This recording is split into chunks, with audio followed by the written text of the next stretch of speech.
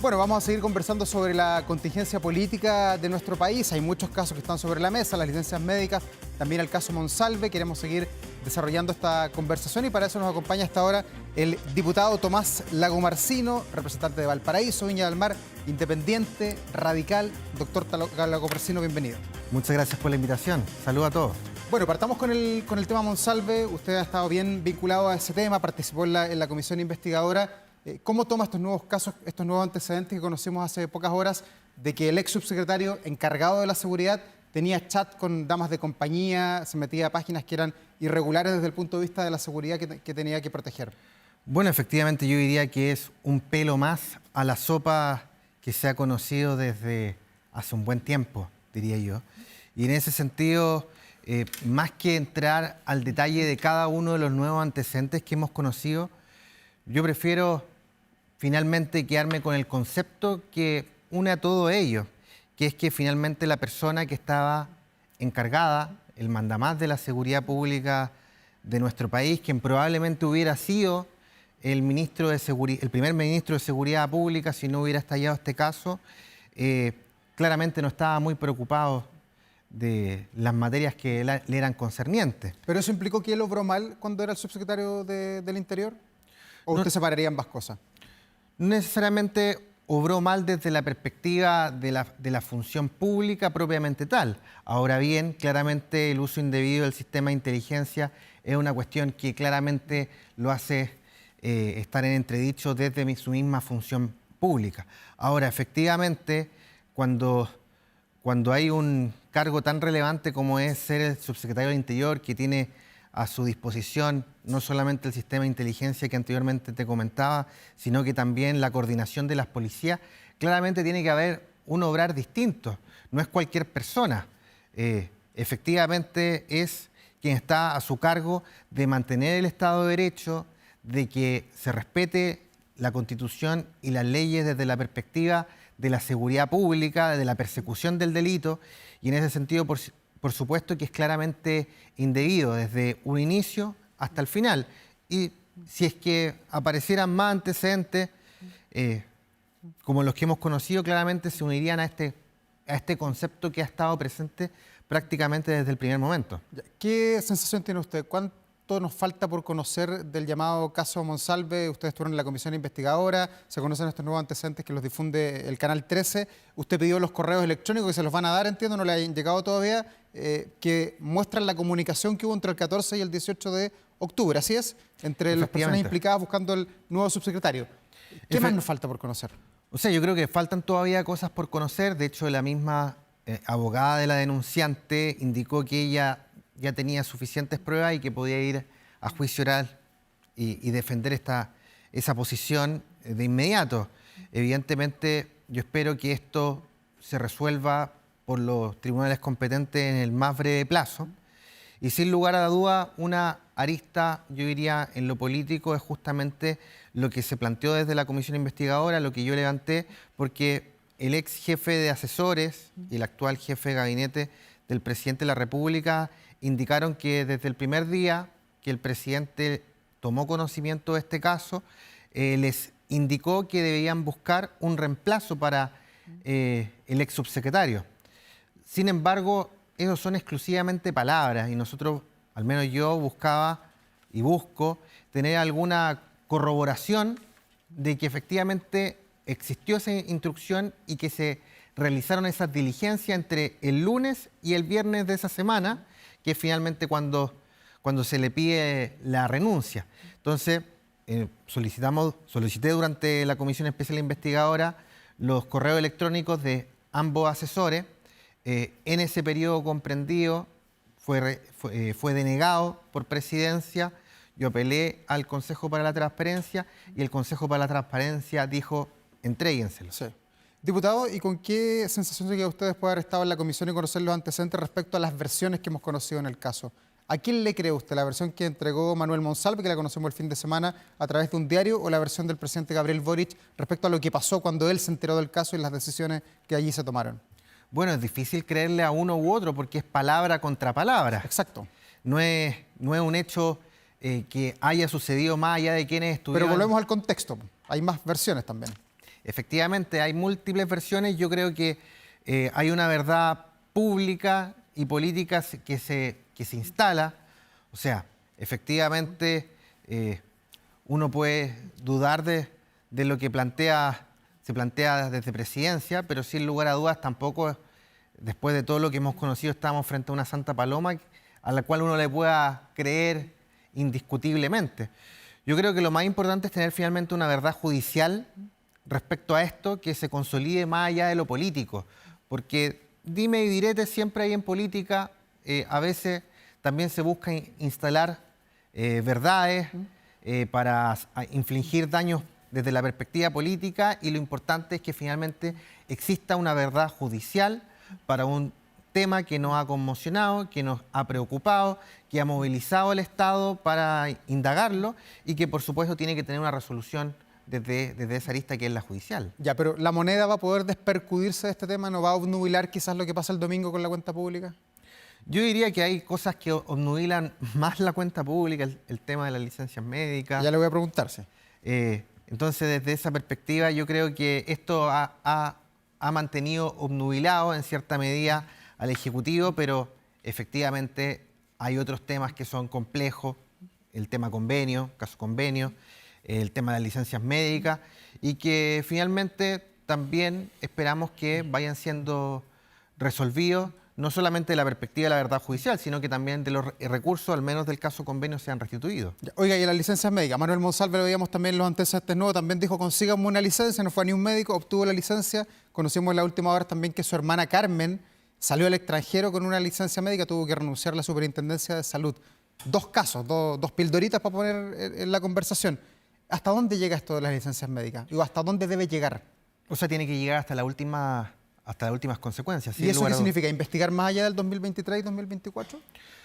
No solamente más allá del 2023 y 2024, sino más bien, entiendo que hay una complejidad por la base de datos de la Policía de Investigaciones, justamente en la indagatoria más hacia atrás, pero sí respecto a los distintos sistemas de seguridad social. Hoy día conocemos de funcionarios públicos producto de que Contraloría tiene justamente el resguardo de la función pública, pero efectivamente esto debería revisarse no solamente en las Fuerzas Armadas y Orden, que es lo que ha planteado la Contralora, a la cual evidentemente uno la felicita y valora tremendamente lo que está realizando, sino que también en el sector privado, donde también está implicado FONASA e ISAPRE, y en enfermedades laborales y accidentes del trabajo, no me atrevería a decir, mutuales. Ya, diputado, ¿y qué hay que hacer con los médicos? Porque también son parte del problema. Usted es doctor, me imagino que conoce cómo funciona muy bien el sistema de las licencias médicas. ¿Hay que también sancionarlos con dureza, así como se exige, por ejemplo, destitución de los funcionarios públicos? ¿Hay que tener una medida dura para los médicos que participaron en esto que hoy día es un delito? A todos los médicos que efectivamente entregaron licencias médicas por una compensación en dinero o por una prebenda, efectivamente hay que sancionarlos duramente. Ahora bien, también hay que indicar, y en eso efectivamente un paciente puede llegar a la consulta a un profesional e indicarle ciertos síntomas y signos que le hagan intuir a ese facultativo que está ante un cuadro clínico determinado y haberle prescrito una licencia médica, no con la intención de generar O sea, usted me está diciendo que al doctor el paciente lo puede engañar, eso es lo que usted me está diciendo. Que lo pueden hacer leso, un buen chileno. Depende del cuadro que motive la consulta. Ya, pero eso no es una justificación, diputado. Pero por eso, efectivamente hay una cuestión que es delito, que es cuando tú tienes una intención de defraudar al fisco. Pero, por ejemplo, muchas veces pasa, y también en el ejercicio profesional, no quiero dar detalles porque sería entregar información de cómo engañar a los médicos para obtener... Pero usted dice que algunos doctores pudieron haber actuado de buena fe, que fueron engañados por los pacientes, ¿eso me está diciendo? O sea, yo creo que efectivamente aquí puede haber detrás lo que hemos conocido, no solamente de los grandes emisores, sino que microemisores que conseguían prebendas con esto. Y a esos hay que sancionarlos con dureza. Pero, por ejemplo, cuando un paciente llega con un cuadro de salud mental, ha revisado un par de páginas web que tienen los síntomas de un cuadro depresivo y te describen exactamente los mismos síntomas y se falsea ese cuadro, efectivamente no necesariamente existe una intención de defraudar. Por eso aquí aquellos profesionales que buscando justamente diagnosticar y tratar fueron falseados, efectivamente tienen que ser sancionados. Ahora bien, por ejemplo, hay cuadros médicos propiamente tal que es difícil, no tienen antecedentes complementarios que te permitan determinar la veracidad del cuadro o tener la completa certeza del cuadro clínico. Por ejemplo, típico el lumbago agudo, que es distinto, por ejemplo, a una discopatía, que tú pides una resonancia. El lumbago agudo es un cuadro por haber, por ejemplo, cargado mucho peso. Y hay, en verdad, pacientes que llegan y se nota incluso que leyeron ahí la página web que entregaba todos los síntomas, y uno tiene que buscar alternativas justamente para buscar que efectivamente no te estén buscando engañar, sobre todo en algunos cuadros clínicos que tú no puedes pedir un examen que te dé certeza o no tienes signos suficientes que te puedan entregar aquello.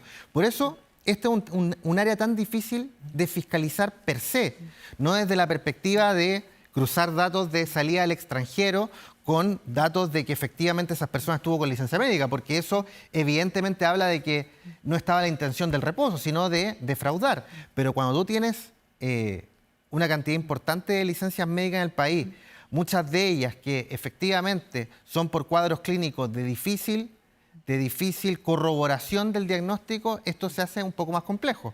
No es como, por ejemplo, una persona que tiene un resfrío, artrosis, y tú le puedes pedir radiografía y sabes que tiene artrosis o enfermedades degenerativas osteomusculares. O, por ejemplo, una persona que llega con una amigdalitis y tiene las amígdalas de este porte llenas de pus, obviamente tú vas a saber sin lugar a duda que esa persona está con una amigdalitis. Pero hay algunos otros cuadros clínicos que son muy subjetivos. Porque, por ejemplo, en un lumbago, que el paciente te dice que tiene dolor, efectivamente tú no tienes cómo corroborar que esa persona efectivamente tiene ese dolor. Hay ciertos signos que se pueden explorar que podría comentarlos como... Bueno, veremos qué pasa con ese tema, diputado, pero quería preguntarle por otro que también tiene que ver con la medicina. En las próximas horas se va a presentar el proyecto de ley de aborto, así lo ha anunciado la ministra Antonia Orellana, la ministra de la Mujer, aporta de la cuenta pública. Dos preguntas. Uno, ¿es necesario un nuevo proyecto de aborto en nuestro país o basta con las 3 causales? Y lo otro, la temporalidad en la presentación del proyecto. Yo creo que es importante analizar si es que este proyecto que se presenta tiene viabilidad política. Efectivamente, incluso hay muchos parlamentarios de oficialismo que han dicho que no están de acuerdo con el proyecto. ¿Usted, por ejemplo?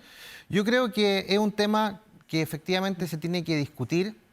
Yo, como médico, no practicaría uno, pero evidentemente los debates del inicio y del fin de la vida son debates que naturalmente se han dado en distintos países de nuestro planeta, y por supuesto que eso nos ha permitido tener una ley de interrupción voluntaria del embarazo con 3 causales sumamente justificadas, Entonces, desde esa perspectiva, yo creo que es una discusión que se tiene que dar.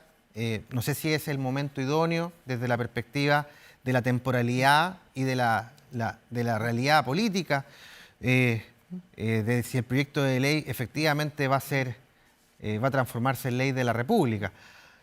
Yo creo que hay muchas materias relevantes a analizar hoy día. ¿Más importante que la ley de aborto? Yo creo que en salud tenemos temas muy preocupantes. Por ejemplo, hace pocos días se conoció de esta indiferenciación de las camas ginecobstétricas y de las urgencias ginecobstétricas.